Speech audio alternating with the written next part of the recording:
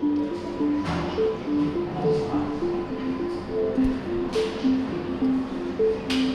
name is Marissa Gaab, and I am the head of nutrition here at the Philadelphia Union, and this is my 3rd season.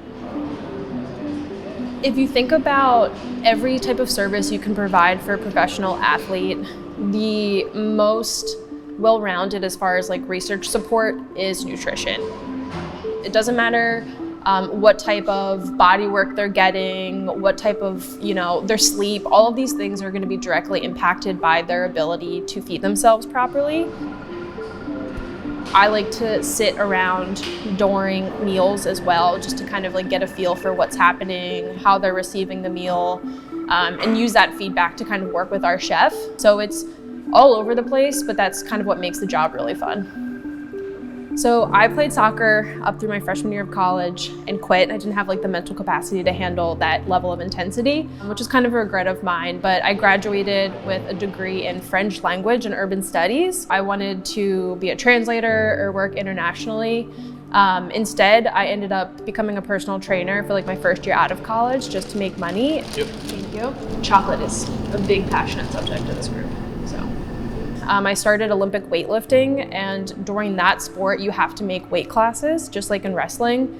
And I had a lot of like really dangerous weight cutting situations. I did work with a fantastic coach who put me in touch with a dietitian, and I was able to make weight safely, and that really kind of opened up the path towards being more interested in nutrition. I owned a gym with my husband, a CrossFit gym for a few years, and that definitely was like set the full path off. Wow, Marissa, what a wonderful job you've done. Wow, this is professional right here.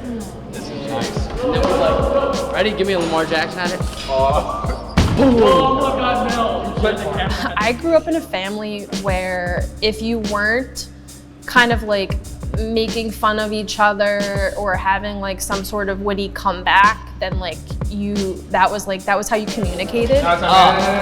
You guys are the best. Thank you for the 3 that you're providing for me. We're the best in the country. Wow, that was a nice thumbs up. Thank you. I have a lot of brothers, so I feel like fitting into this environment was kind of seamless, and sometimes I have to be like, they're not your little brother, so you can be a little bit more firm with them.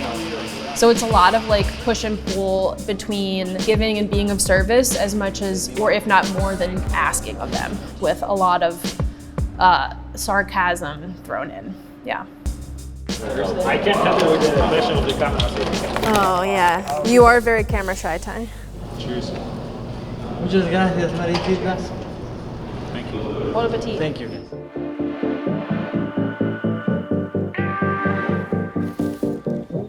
So right now, I'm setting up the game day table, which I try to keep it as consistent as possible. This usually gets cleaned out pretty good before warm-ups, so let me replenish it. But I would say most popular, always the gummies. Yeah, the gummies are the best. If you're not accustomed to eating something during the game, it can take some time to get comfortable doing so, because I think like a common thing that soccer players say, they don't want to feel weighed down by what they're eating, which is why we have items like this, because it's giving them the specific amount of energy that they need, the specific amount of carbs, but it's not going to be something that is necessarily going to like slow down digestion or cause GI issues. Ollie is very particular about how much water is in his bottle, so I let him do it himself. There's a few guys that require more sodium at halftime than others, so they have to get this, unfortunately, for them. I'm ready for my salt. Are you? I'm ready for the salt. It's in there. I think the beauty of what I do, like, it doesn't change. So regardless of whether we're winning or losing, I try to think of myself as like being a constant source of like energy, if you will. I feel like this year I've been able to really hit a good stride with things.